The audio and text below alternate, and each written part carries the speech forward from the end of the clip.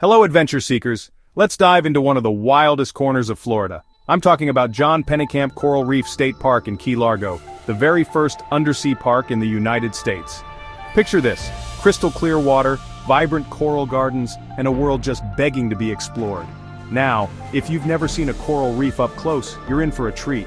The park is famous for its dazzling reefs, and you don't even have to get wet to see them. Hop on a glass-bottom boat tour, and watch the ocean come alive beneath your feet, colorful fish, swaying sea fans, and maybe even a shy sea turtle gliding by. But if you're feeling bold, grab a snorkel or suit up for some scuba diving. The water here is so clear it almost feels unreal.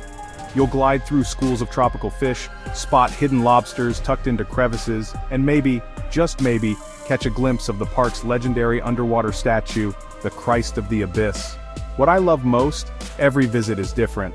Some days it's all about drifting lazily over the coral, watching the sunlight dance below. Other times it's that heart-pounding rush as you follow a barracuda or chase after a stingray.